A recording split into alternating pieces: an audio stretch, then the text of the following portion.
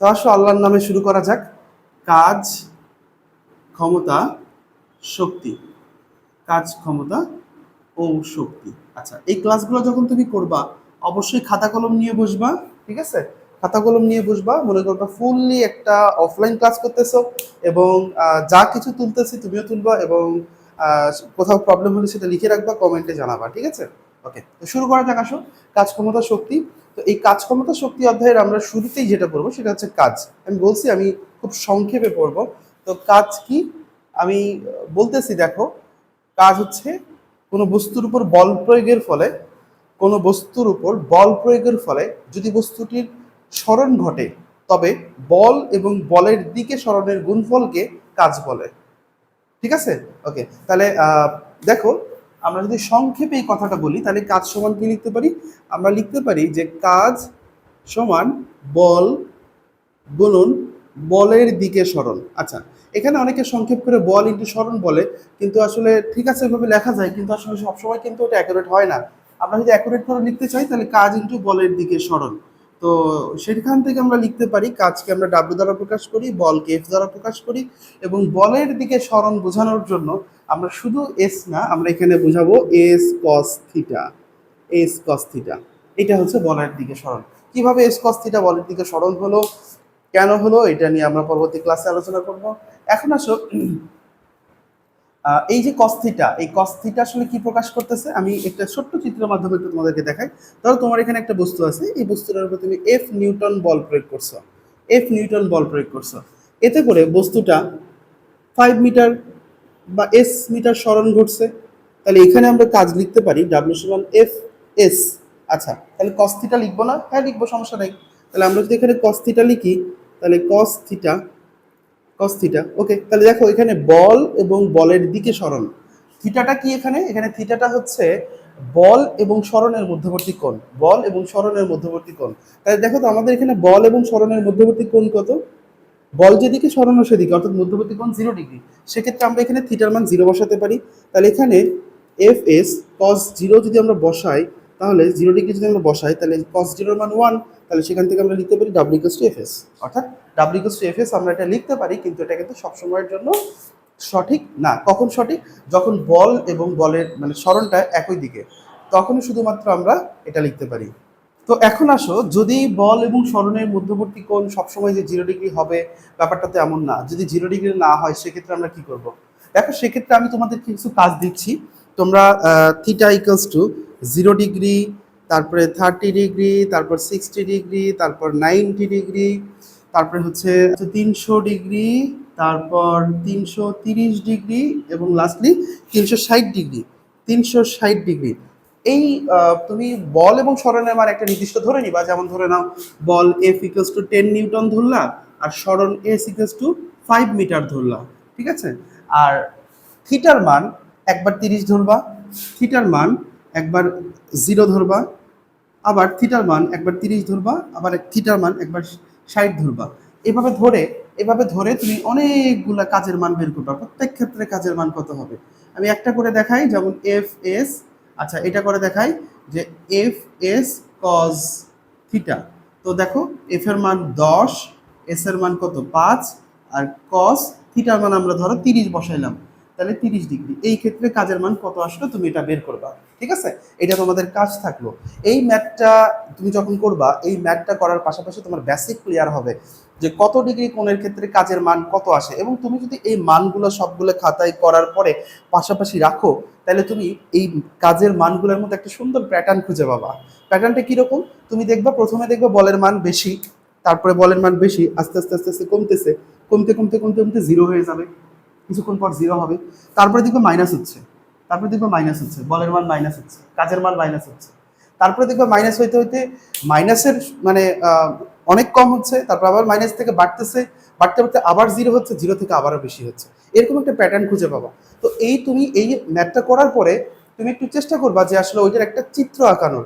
যেমন ধরো আমাদের কস 0 ডিগ্রির ক্ষেত্রে চিত্রটা কেমন, এমন। আবার 30 ডিগ্রির ক্ষেত্রে মান কত হবে? দেখো 30 ডিগ্রির মান কত হবে, এখানে 5.50 এবং cos 30 জন্য 50-এর থেকে কিছু কম হবে। তুমি এটা ক্যালকুলেট করে একটু দেখবা কত আসে। তো এটা অবশ্যই দেখবা 50-এর থেকে অবশ্যই কিছু কম হবে। তো সেক্ষেত্রে যদি আমরা চিত্রটা আঁকাই তাহলে আমাদের চিত্রটা এমন হবে যে এটা বল আর সরণটা এটা, এই ক্ষেত্রে সরণ এই দিকে না হয়ে সরণ হবে বলের সাথে, এই বলের সাথে 30 ডিগ্রি কোণ করে এইটা হবে সরণ, এইটা হবে সরণ, ঠিক আছে। এই ক্ষেত্রে এটার ক্ষেত্রে চিত্র হবে এরকম। তারপরে তুমি যদি আবার 60 ডিগ্রির ক্ষেত্রে করো, 60 ডিগ্রির ক্ষেত্রে তুমি যে কৃত কাজ পাবা, 60 ডিগ্রির ক্ষেত্রে তুমি যদি এফ এস কস যদি 60 ডিগ্রি বসাও তাহলে দেখবা কাজের মান আরেকটু কম হয়েছে। এবং এই ক্ষেত্রে চিত্রটা কেমন হবে, এই ক্ষেত্রে চিত্রটা হচ্ছে এখানে বস্তু এবং এই বস্তুটার সরণটা হচ্ছে 60 ডিগ্রি কোণ, মধ্যবর্তী কোণটা হচ্ছে 60 ডিগ্রি। তো এরকম করে তুমি যদি প্রত্যেকটা অঙ্ক করো, প্রত্যেকটার ক্ষেত্রে কাজকৃত কাজ বের করো এবং প্রত্যেকটার ক্ষেত্রে আলাদা আলাদা কোণ দিয়ে চিত্র আঁকাও, তাইলে তুমি তোমার কাছে কাজের পুরো ব্যাপারটা একদম একদম ক্লিয়ার হয়ে যাবে। তুমি মানে তখন দেখেই বুঝতে পারবা যে এই ক্ষেত্রে কাজের মান প্লাস আসবে নাকি মাইনাস আসবে, পুরো ব্যাপারটা তোমার জন্য ক্লিয়ার হয়ে যাবে, একদম বেসিক ক্লিয়ার হয়ে যাবে ম্যাথ থেকে। ওকে, তো আমরা যেটা বলতেছিলাম যে এখানে তুমি যদি এই মানগুলো দিয়ে কাজ করো তাহলে একবার দেখবা যে প্লাস আসতেছে, তারপরে কমতেছে, আবার একবার জিরো আসতেছে, তারপরে মাইনাস আসতেছে। তো এর উপর ভিত্তি করে কাজকে দুই ভাগে ভাগ করা যায়। কাজকে আমরা দুই ভাগে ভাগ করি, একটা হচ্ছে ধনাত্মক কাজ আর একটা হচ্ছে ঋণাত্মক কাজ। তো ধনাত্মক কাজটা কি? ধনাত্মক কাজ হচ্ছে বল প্রয়োগের ফলে যদি বস্তুর বলের দিকে সরণ ঘটে, বল প্রয়োগের ফলে যদি বস্তুটির বলের দিকে সরণ ঘটে তাহলে সেইগুলোকে আমরা বলবো হচ্ছে ধনাত্মক কাজ। আর যদি বল প্রয়োগের ফলে বস্তুটার বলের বিপরীত দিকে সরণ ঘটে তাহলে সেটাকে আমরা বলবো হচ্ছে ঋণাত্মক কাজ, ঠিক আছে। ওকে, তাহলে এখন কথা হচ্ছে যে আমরা এই যে একটু আগে যে দেখলাম যে বিভিন্ন কোণের ক্ষেত্রে মানগুলো বিভিন্ন আসবে, যেমন 0, 30, 60 এবং 90।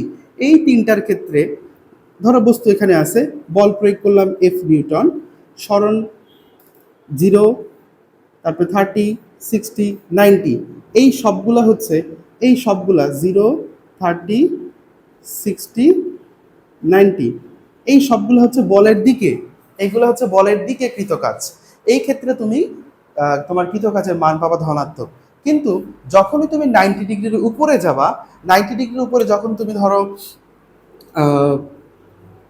90 ডিগ্রির উপরে তুমি যদি 120 ডিগ্রি কোণ ধরো, 120 ডিগ্রি কোণ ধরো তাহলে তোমার বল এদিকে কিন্তু 120 ডিগ্রি কোণ এদিকে।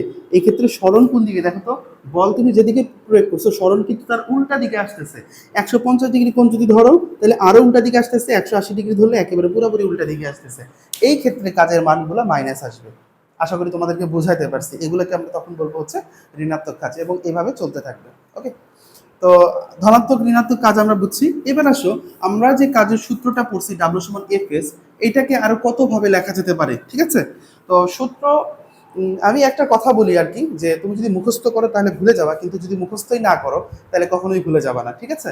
তো দেখো W equals to F S, এটাকে আমরা আরো কতভাবে লিখতে পারি। আমরা তৃতীয় অধ্যায় থেকে পড়ছি এফ সমান এম এ, তাহলে আমরা লিখতে পারি এম এ এস, এটাও লেখা যেতে পারে। এরপরে আসো আমরা যদি বস্তুটা অভিকর্ষ ত্বরণের নিচে অথবা উপরে ওঠে সেক্ষেত্রে আমরা লিখতে পারি এম জি এইচ। ত্বরণটাকে আমরা অভিকর্ষ ত্বরণ হিসেবে ধরলাম আর সরণটাকে উচ্চতা হাইট হিসেবে ধরলাম, ব্যাস এরকম লেখা যেতে পারে। তো আমরা এটাও লিখতে পারি, এটাও লিখতে পারি, এটাও লিখতে পারি, আমাদের যখন যেটা প্রয়োজন হবে আমরা সেটা বসাবো, ঠিক আছে। ওকে, আচ্ছা এখন আমরা আলোচনা করব শক্তি নিয়ে। শক্তি কি এটা যদি আমি সহজ করে তোমাদেরকে বলি, যে কোনো বস্তু বা যন্ত্রের মোট কাজ করার সামর্থ্যকে শক্তি বলে।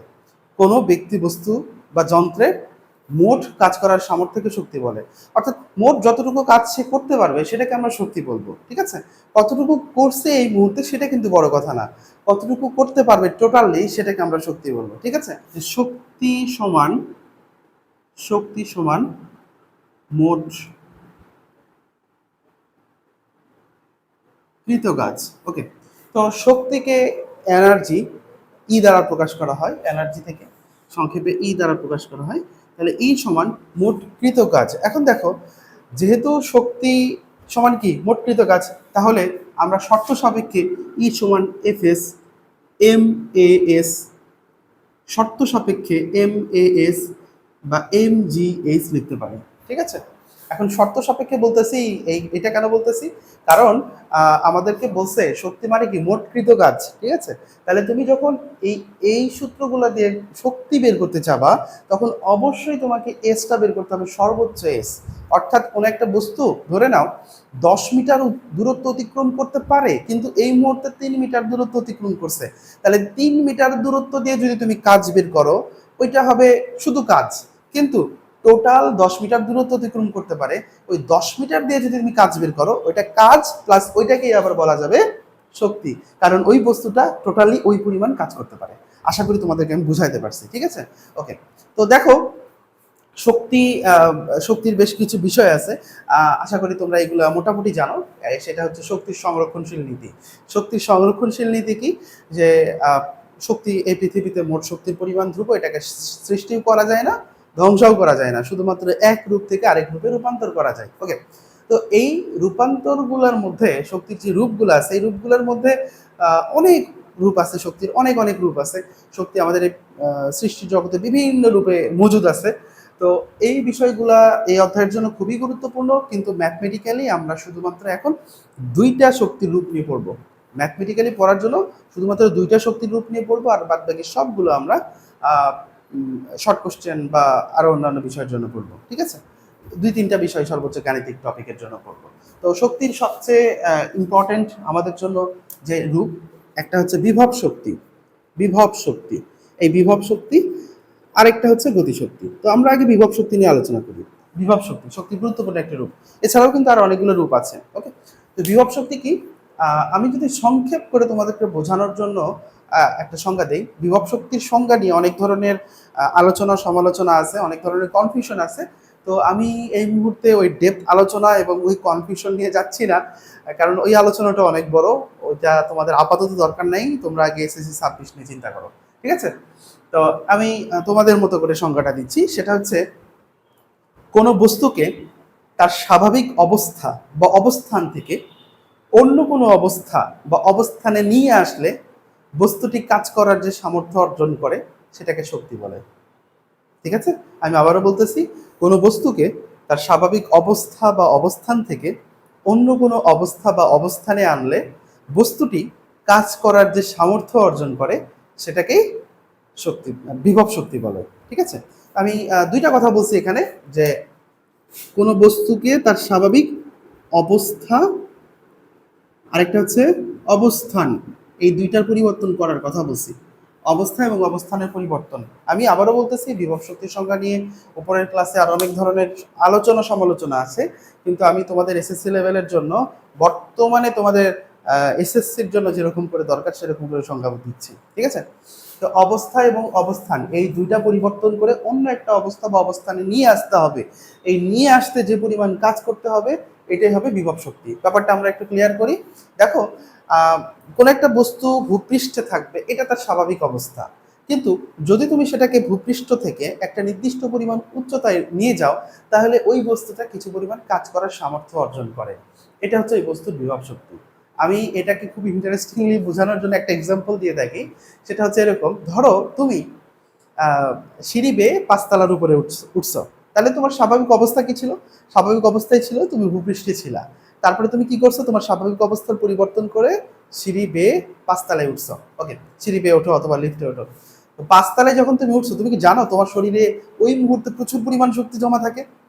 তুমি তো ফিল করতে পারো না। তুমি ওই মুহূর্তে যদি কাউকে একটা পাঞ্চ করো, তাহলে মাটিতে ভূপৃষ্ঠে থাকলে যে যে পরিমাণ শক্তি হইতো, তখনও সেই পরিমাণ শক্তি হবে, কিন্তু তারপরেও তোমার মধ্যে একটা এক্সট্রা এনার্জি জমা থাকে, যেটাকে আমরা পটেনশিয়াল এনার্জি বা বিভব শক্তি বলে থাকি। এই শক্তিটাকে তুমি ফিল করতে পারবা কিভাবে, বুঝতে পারবা কিভাবে, ঠিক আছে। এটা বোঝার এবং ফিল করার সবচেয়ে ভালো উপায় হচ্ছে, যদি তুমি ওই 5তলা থেকে টুক করে লাফ দাও। ডোন্ট ট্রাই অ্যাট হোম, এটা বাসায় চেষ্টা করো না, মজা করার জন্য বলতেছি। যে 5তলা থেকে যদি তুমি আস্তে করে লাফ দিয়ে দাও, তাহলে কি দেখবা? তাহলে তুমি দেখবা যে হঠাৎ করে তোমার ভিতরে গতি অর্জন হচ্ছে, তুমি মানে নিচে পড়তেছে আর তোমার গতি বাড়তেছে। তাহলে গতি বাড়ার জন্য তো একটা শক্তি দরকার। এই শক্তিটা তোমার ভিতরে কে দিল? এটা তোমার ভিতরে ওই যে জমা ছিল বিভব শক্তি। তুমি একটু একটু করে সংরক্ষণশীল বলের বিপরীতে কাজ করছো, মানে উপরে উঠছো, আর তোমার ভিতরে বিভব শক্তি জমা হয়েছে। এই বিভব শক্তি পরবর্তীতে গতিশক্তিতে রূপান্তর হয়েছে। আরো বুঝতে পারবা যখন তুমি ল্যান্ড করবা মানে মাটিতে পড়বা, মাটিতে পড়ার সঙ্গে সঙ্গে দেখবা তোমার হাত পায়ের হাড্ডি ভাঙছে, মাথার খুলি ভাঙছে। এখন হাত পায়ের হাড্ডি খুলি ভাঙতে তো আর কম শক্তি লাগে না, প্রচুর পরিমাণ শক্তি লাগে। তাহলে এই যে তোমার হাত পায়ের হাড্ডি ভাঙলো, খুলি ভাঙলো, এইগুলা ভাঙতে যে পরিমাণ শক্তি লাগে, এই শক্তি কোথা থেকে আসছে? এই শক্তি তোমার ভিতরে জমা ছিল যখন তুমি উপরে ছিলা, যেটা ছিল বিভব শক্তি। তারপর সেটা গতিশক্তিতে রূপান্তর হয়েছে, তারপর নিচে পড়ার পর সেটা শব্দ শক্তি, ঘর্ষণ শক্তি, আর বিভিন্ন ঘর্ষণ বল, বিভিন্ন রকম শক্তিতে রূপান্তর হয়েছে। ঠিক আছে, আশা করি বুঝতে পারছো আমাদের এই বিভব শক্তির ব্যাপারটা। তো বিভব শক্তির প্রথম যে ব্যাপারটা ছিল যে অবস্থার পরিবর্তন, তো আমরা আশা করি অবস্থার পরিবর্তনের কারণে কিভাবে বস্তুর শক্তি অর্জন হয় এই জিনিসটা রিয়েলাইজ করতে পারছো। ঠিক আছে, শুধু বুঝতে পারছো না, রিয়েলাইজ করতে পারছো। ওকে, এরপরে আসো, সরি, এটা অবস্থানের পরিবর্তন আমরা আলোচনা করলাম। এবার আসো অবস্থার পরিবর্তন কিভাবে আমরা ব্যাখ্যা করতে পারি। ধরো একটা রাবার, এলাস্টিক রাবার, হ্যাঁ, বা একটা স্প্রিং তুমি তোমার হাতে ধরে আছো। তো আমি তোমাকে বললাম যে এক প্রান্ত ধরো, এই যে রাবার, একটা রাবার আছে, এই রাবারের একটা আচ্ছা আমার হাতে কাছে রাবার আছে এই মুহূর্তে। আচ্ছা, যদিও এটা ছোট রাবার, ওইটা নিয়ে আমরা এক্সপেরিমেন্ট না করি। ধরো মোটা একটা রাবার, একটা বললাম নাও তুমি তোমার হাতে ধরো, হ্যাঁ, ইমাজিন করো তোমার হাতে আমি ধরতে দিছি, ঠিক আছে, ধরো। এবার আমি ওইটাকে ধরে টান দিছি, টান দিয়ে তোমার হাত ওখানে আমি এত দূর টেনে নিয়ে আসছি, নিয়ে এসে বলছি ধরে রাখো। তারপরে আমি হঠাৎ দুষ্টমি করে ছেড়ে দিছি। এখন কি হবে? তোমার হাতে গিয়ে প্রচন্ড আঘাত করবে, তাই না? তাহলে এই রাবারটা তোমার হাতে আঘাত করার মতো শক্তি কই পাইলো বলো তো? এই রাবারটা মানে তোমার হাতে আঘাত করার মতো শক্তিটা অর্জন করছে যখন আমরা এই রাবারটার অবস্থান পরিবর্তন করে অন্য কোনো একটা অবস্থায় নিয়ে আসছি, তখন মূলত এই রাবারটা এর ভিতরে শক্তি অর্জন করছে। ঠিক আছে, এখন এই শক্তিটা কই থেকে আসলো? পদার্থের ভিতরের অণু পরমাণুগুলো স্মরণ ঘটছে, কাজ হয়েছে, ওই কাজটা এখানে শক্তি হিসেবে জমা হয়েছে। আশা করি বুঝতে পারছো। হ্যাঁ, তাহলে পদার্থের অবস্থার পরিবর্তনের ফলেও বস্তুর ভিতরে এক ধরনের শক্তি জমা হয়, এই শক্তিটাকে বলা হচ্ছে বিভব শক্তি। আশা করি আমরা বিভব শক্তি বোঝাইতে পারছি। তো বিভব শক্তির ক্ষেত্রে আমরা সূত্রটা যেটা লিখি, বিভব শক্তির ক্ষেত্রে সূত্র হচ্ছে ই সমান, এটাকে আমরা ইপি দ্বারা প্রকাশ করব। ঠিক আছে, পিতে পটেনশিয়াল এনার্জি, ইতে এনার্জি। ওকে, তবে বইয়ে ভি দ্বারা প্রকাশ করা থাকতে পারে, এটা কোনো ফ্যাক্টর না। তো আমরা এটার জন্য সূত্র কি লিখবো? এটার জন্য আমরা সূত্র লিখবো এমজিএইচ। তবে স্প্রিং বা রাবারের ক্ষেত্রে সূত্রটা আলাদা হবে। স্প্রিং এবং রাবারের ব্যাপারটা আমরা পরবর্তীতে আলাদা করে পড়বো। এটা শুধু কিসের জন্য? এটা শুধুমাত্র ওই যে ভূপৃষ্ঠে থেকে থাকা কোনো একটা বস্তুর অবস্থানের পরিবর্তন করার ফলে কিরকম বিভব শক্তি জমা হয় সেটা। ঠিক আছে, তো আমরা একটু সিকোয়েন্স বজায় রাখার জন্য শুধুমাত্র এই সূত্রটা আপাতত পড়বো, রাবার এবং স্প্রিং এর ক্ষেত্রে সূত্রগুলো একটু পরবর্তীতে পড়তেছি। ঠিক আছে, তো আশা করি তোমাদেরকে বিভব শক্তি বুঝাইতে পারছি। এরপরে আসো গতিশক্তি। গতিশক্তি হচ্ছে একেবারে সহজ ব্যাপার, কোনো বস্তু তার গতির জন্য কাজ করার যে সামর্থ্য অর্জন করে বা গতিশীল অবস্থার জন্য কাজ করার যে সামর্থ্য অর্জন করে সেটাকে আমরা বলি হচ্ছে গতিশক্তি। আমি আবারও বলতেছি, কোনো বস্তু তার গতিশীল অবস্থার জন্য কাজ করার যে সামর্থ্য অর্জন করে সেটাকে আমরা বলি হচ্ছে গতিশক্তি। ঠিক আছে, তাহলে আমরা গতিশক্তির ক্ষেত্রে সূত্রটা কি লিখবো? ওকে, দেখো আমরা বিভব শক্তির ক্ষেত্রে সূত্র লিখছিলাম ই সমান এম জি এইচ অথবা এম এ এস। আচ্ছা, এটা তো সূত্র ছিল বিভব শক্তির সূত্র। এখন এখানে আমাদের বস্তুটা যে গতিশীল এই অবস্থাটা নিয়ে আসতে হবে, এই ব্যাপারটা এটার সঙ্গে রিলেট করতে হবে। ধরে নাও কোনো একটা বস্তু ইউ আদি বেগে গতিশীল ছিল, কিছুক্ষণ পর ভি বেগ প্রাপ্ত হলো। ঠিক আছে, এই ক্ষেত্রে বস্তুটার ত্বরণ ছিল এ মিটার পার সেকেন্ড স্কোয়ার। ওকে, ত্বরণ ছিল এ মিটার পার সেকেন্ড স্কোয়ার, এবং এই ক্ষেত্রে বস্তুটা এস মিটার দূরত্ব অতিক্রম করছে। ঠিক আছে, বস্তুটা এস মিটার দূরত্ব অতিক্রম করছে। ওকে, এটা তো একটা গতিশীল বস্তু। এখন এই গতিশীল বস্তুর রাশিগুলো যদি আমরা বিভব শক্তিতে দিয়ে দেই, তাইলে তো এটা গতিশীল অবস্থার ক্ষেত্রে প্রযোজ্য হয়ে গেল, তাই না? তাহলে আসো এখান থেকে আমরা সূত্র কি লিখতে পারি? এখান থেকে আমরা সূত্র লিখতে পারি V square equals to U square plus 2as। Okay, খেয়াল করো আমরা এখান থেকে কি করতেছি, আসলে কি করতে চাচ্ছি। এই যে দেখো এখানে এম এ এস আছে, এই এ এস এইটা মূলত গতি রিলেটেড অংশ। এম তো ভর, গতিশীল অবস্থার জন্য বস্তুর ভর এম তো চেঞ্জ হবে না। চেঞ্জ হবে কি? চেঞ্জ হবে হচ্ছে মানে এই যে ত্বরণ চেঞ্জ হবে বা সরণ চেঞ্জ হবে। তো এই যে গতিশীল অবস্থার যতটুকু অংশ আছে, এই অংশের মধ্যে আমরা গতিশীল অবস্থার যে একটা সমীকরণ সেটাকে স্থাপন করে দিব, তারপরে যে সূত্রটা হবে সেটাই হয়ে যাবে গতিশক্তির সমীকরণ। তাহলে দেখো এখান থেকে আমরা কি লিখতে পারি? V square minus U square পাশে পার করলাম, আশা করি এগুলো তোমরা বোঝো, ইকুয়ালস টু 2as। এবার খেয়াল করো, আমরা এ এস বের করতে চাচ্ছি, টু দরকার নাই, পার করে দাও। তাহলে সেখান থেকে আমরা লিখতে পারবো এ এস সমান V square minus U square divided by two. ঠিক আছে, এখন আসো যদি বস্তুটা স্থির অবস্থা থেকে যাত্রা শুরু করে, ধরে নাও বস্তুটা এখানে 0 মিটার/সেকেন্ড বেগে যাত্রা শুরু করছিল, তাহলে যদি 0 মিটার/সেকেন্ড বেগে যাত্রা শুরু করে তাহলে ইউ এর মানটা কত হবে? ইউ হবে 0। সেক্ষেত্রে আমরা এ এস সমান কি লিখতে পারবো? এ এস সমান লিখতে পারবো V square divided by two. ঠিক আছে, এখন তাইলে আমরা কি পাইলাম? এ এস সমান V square divided by two. এই মানটা যদি আমরা এখানে বসাই দেই তাহলে আমরা এখানে লিখতে পারবো এম, আর এ এস এর পরিবর্তে V square divided by two. এরপরে আসো, এরপরে আমরা কি লিখতে পারবো? আমরা একটু সৌন্দর্যের জন্য টুটাকে সামনে হাফ আকারে সামনে লিখলাম, আর এখানে আমরা এম ভি স্কোয়ার লিখে দিলাম। ব্যাস, এখন যে অবস্থাটা দেখতে পাচ্ছ এটা গতিশীল অবস্থার জন্য প্রযোজ্য, এই জন্য এই শক্তিটাকে এখন আমরা বলবো কাইনেটিক এনার্জি বা গতিশক্তি। আচ্ছা, শক্তি সম্পর্কিত আইনস্টাইনের আরেকটা সূত্র আছে, এটা নিয়ে আমি পরবর্তীতে কোন একটা ক্লাসে বিস্তারিত আলোচনা করব, যেহেতু এই ক্লাসে খুব বেশি ডিপ আলোচনা করতেছি না। ভর ও শক্তির মধ্যে সম্পর্কিত সূত্র ই সমান এম সি স্কোয়ার, এই সূত্রটাও কিন্তু ইদানিং তোমাদের বোর্ড কোশ্চেনের জন্য ইম্পর্টেন্ট হয়ে যাচ্ছে। ঠিক আছে, তো এটা একটু মাথায় রাখবা। এটা হচ্ছে ভর ও শক্তিতে রূপান্তরের সূত্র। সংক্ষেপ করে যদি বলি, তেজস্ক্রিয় যে মৌলগুলো আছে এই মৌলগুলা কি করে? এই মৌলগুলা স্বতঃস্ফূর্তভাবে ভর শক্তিতে রূপান্তরিত হয়, মানে বিকিরণ করে। তো এখান থেকে আমরা কি পরিমাণ শক্তি পাচ্ছি সেই শক্তিটা যদি আমরা হিসাব করি, তো সেই শক্তিটার জন্য আমরা এই সূত্রটা ব্যবহার করব। তো ই হচ্ছে শক্তি, এম বস্তুটার ভর, আর সি হচ্ছে আলোর বেগ। ঠিক আছে, ওকে। তো আসো আমরা এবার আলোচনা করব ক্ষমতা নিয়ে, পাওয়ার নিয়ে। ঠিক আছে, তো আমরা আসলে বাস্তব জীবনে পাওয়ার বলতে যা বুঝি, ক্ষমতা বলতে যা বুঝি, ফিজিক্সে আসলে ক্ষমতা বা পাওয়ার বলতে আসলে তা বোঝায় না। হ্যাঁ, বাস্তব জীবনে পাওয়ার বলতে পাওয়ার বোঝায়, তাই না? আর ফিজিক্সে আসলে ক্ষমতা বলতে বোঝায় যে তুমি আসলে কোনো একটা কাজ, আচ্ছা এই জিনিসটা বলার আগে আমি তোমাদের একটা এক্সাম্পল দেখি তোমাদের সেন্সে কতটুকু আসে, বা তোমরা তো কিছু হলেও পড়ছো, সেখান থেকে তোমরা কি কতটুকু উত্তর দিতে পারো। এই কাজ ক্ষমতা শক্তি বোঝানোর সময় আমি একটা এক্সাম্পল দিয়ে থাকি। সেটা হচ্ছে, ধরো দুইজন ব্যক্তি, প্রথম ব্যক্তি, দ্বিতীয় ব্যক্তি। ঠিক আছে, তো দুজন ব্যক্তিকে আমরা সম পরিমাণ বা সমান আকৃতির, সমান সবকিছু সেম সেম ডিজাইন সেম আকৃতির দুইটা বিল্ডিং, তিনতলা একটা বিল্ডিং, সেম ডিজাইন, সবকিছু সেম, দুইটা বিল্ডিং ভাঙতে দিলাম। হ্যাঁ, কাজ দিলাম যে বিল্ডিংটা ভেঙে তোমরা শেষ করবা। তো প্রথম ব্যক্তি পুরা বিল্ডিংটা 50 দিনে ভেঙে ফেলছে, আর দ্বিতীয় ব্যক্তি ওই বিল্ডিংটাই 30 দিনে ভেঙে ফেলছে। তাহলে এখন আমাকে বলো তো যে কোন ব্যক্তির বেশি কাজ করছে, কোন ব্যক্তি কম কাজ করছে? প্রথম প্রশ্ন। দ্বিতীয় প্রশ্ন, কোন ব্যক্তির শক্তি বেশি, কোন ব্যক্তির শক্তি কম? তৃতীয় প্রশ্ন, কার ক্ষমতা বেশি, কার ক্ষমতা কম? ঠিক আছে, তো এই কোশ্চেনটার উত্তর কি হতে পারে তোমরা একটু ভাবো, ভেবে কমেন্টে জানাও। হ্যাঁ, যে আমি আবারও বলতেছি, প্রথম ব্যক্তি 50 দিনে পুরো বিল্ডিংটা ভেঙে ফেলছে, দ্বিতীয় ব্যক্তি 30 দিনে ভেঙে ফেলছে। কে বেশি কাজ করছে, কার শক্তি বেশি, কার ক্ষমতা বেশি? ঠিক আছে, ওকে। তো এটা নিয়ে ভাবতে থাকো, তারপরে আমরা ক্ষমতা নিয়ে পড়ি, এবং আমরা পরবর্তীতে এটার অ্যান্সার নিজেরাই তোমরা দিতে পারবা। ঠিক আছে, ওকে। তো আসলে ক্ষমতা কি? ক্ষমতা হচ্ছে কোনো বস্তু কাজ করার হার, অর্থাৎ একক সময়ে কে কত পরিমাণ কাজ করতেছে।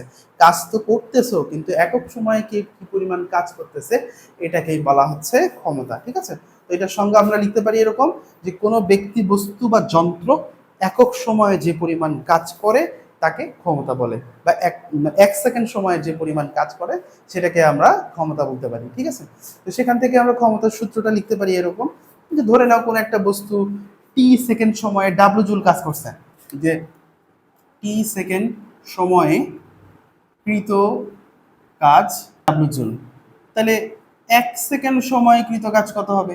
W divided by T. ওকে, তাহলে এই যে ডাব্লু ডিভাইডেড বাই টি, এটা কি? এটা হচ্ছে একক সময় কৃত কাজ, আর এই একক সময় কৃত কাজকেই আমরা বলি হচ্ছে ক্ষমতা। তাহলে অতএব ক্ষমতা পি সমান ডাব্লু ডিভাইডেড বাই টি। ঠিক আছে, এখন আসলে এই সূত্রটাকে আমরা কতভাবে লিখতে পারি? আমরা লিখতে পারি যে ডাব্লু পরিবর্তে লিখতে পারি হচ্ছে, আমরা পড়ে আসছি, এফ এস কস থিটা লিখতে পারি, ডিভাইড বাই টি লিখতে পারি, আবার চাইলে এফ এস বাই টি লিখতে পারি, অথবা M A S by T লিখতে পারি, অথবা M G H by T লিখতে পারি। ঠিক আছে, যে কোনো কিছু কিন্তু আমরা লিখতে পারি। ওকে, তো আমাদের যখন যেভাবে প্রয়োজন হবে আমরা তখন সেভাবে সূত্রগুলো ব্যবহার করবো।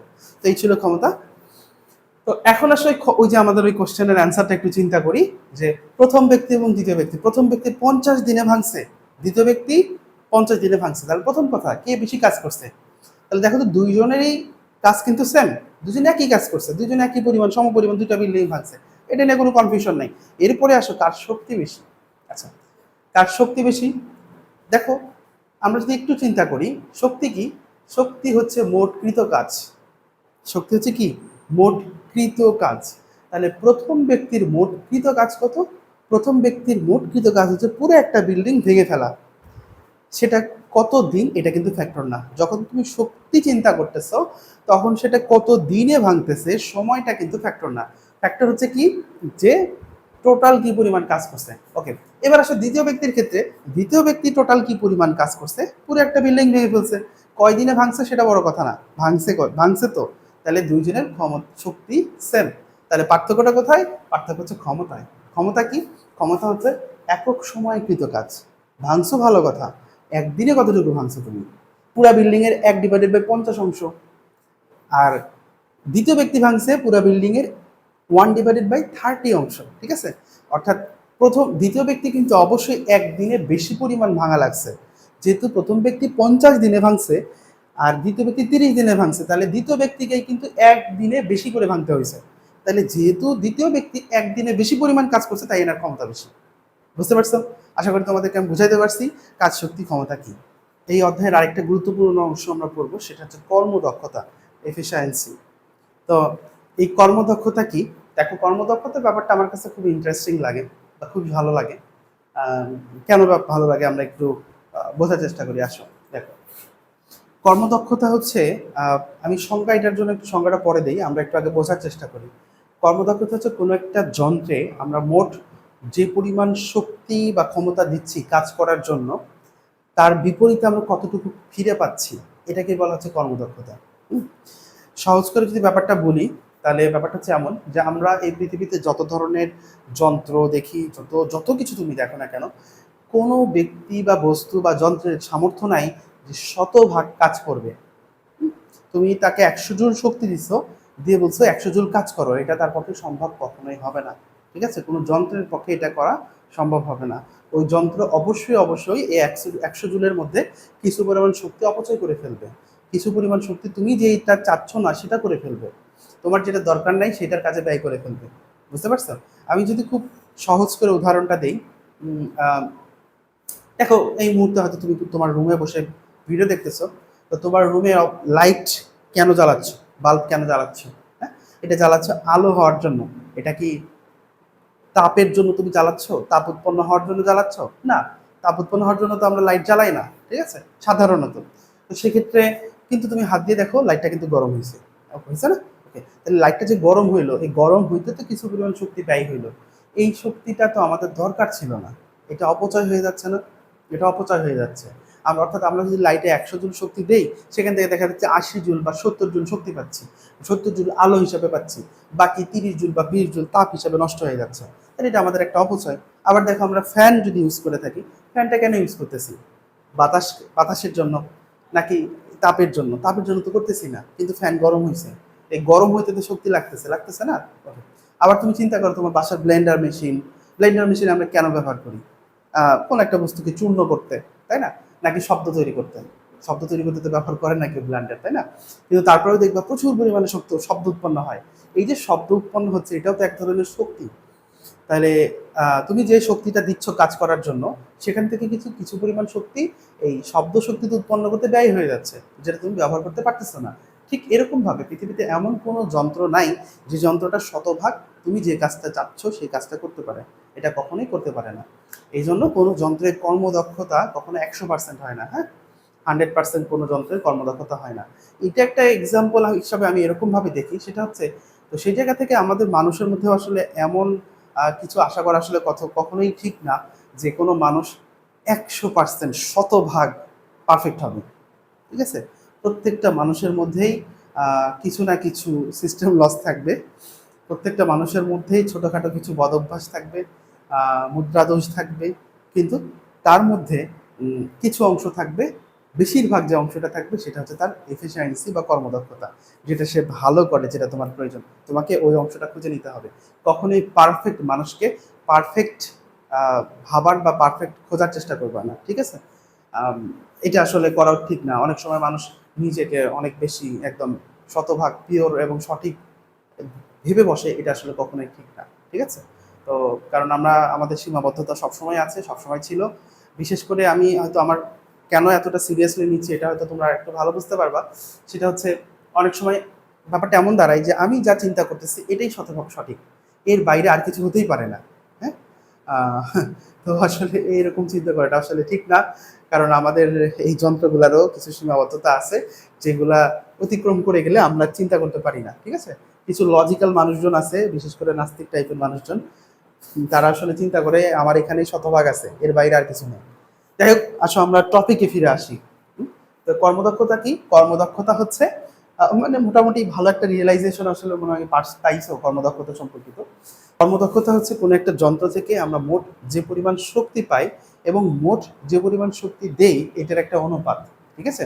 ধরো তোমার কাছে একটা মোটর আছে, এই মোটরে কাজ করার জন্য তুমি শক্তি দিলা, তাহলে ধরো এখানে শক্তি দিলা আর এখানে তুমি কাজ হিসাবে কোনো একটা কিছু পাচ্ছ, ঠিক আছে?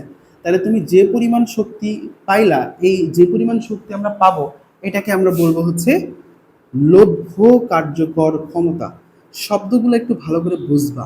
এই জায়গায় কিন্তু একটু কনফিউশন তৈরি হয় স্টুডেন্টদের মধ্যে, দুইটা জিনিস বুঝতে একটু প্যাচ লাগায় ফেলে, কোনটা লভ্য কার্যকর, লভ্য কার্যকর আর কোনটা হচ্ছে প্রদত্ত। দেখো, আমরা মোটর থেকে যে পরিমাণ শক্তি বা ক্ষমতা পাবো, লভ্য কার্যকর শক্তি অথবা ক্ষমতা, লভ্য কার্যকর শক্তি অথবা ক্ষমতা, ঠিক আছে? আমরা মোটর থেকে যে পরিমাণ কাজ পাবো বা শক্তি পাবো, সেটাকে আমরা বলবো লভ্য কার্যকর। কেন লভ্য কার্যকর বলতেছি?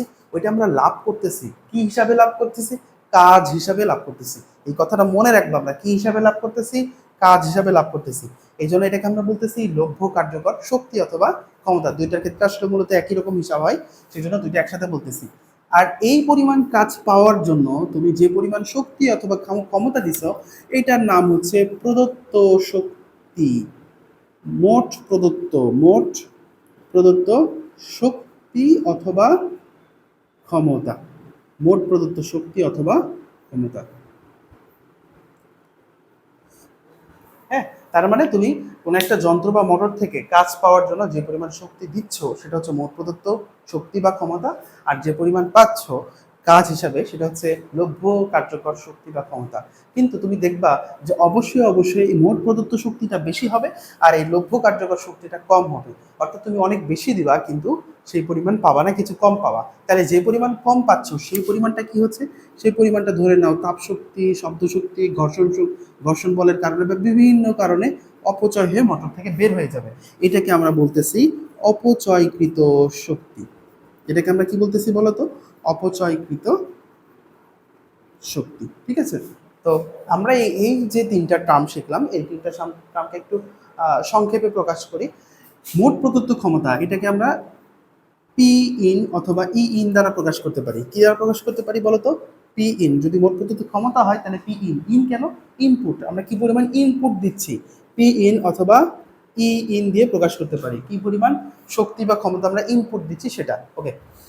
আর যে পরিমাণ শক্তি বা ক্ষমতা আমরা ফিরে পাচ্ছি সেটাকে আমরা বলবো পি আউট, অর্থাৎ আউটপুট হিসাবে কি পরিমাণ ক্ষমতা পাচ্ছি অথবা আউটপুট হিসাবে কি পরিমাণ শক্তি পাচ্ছি।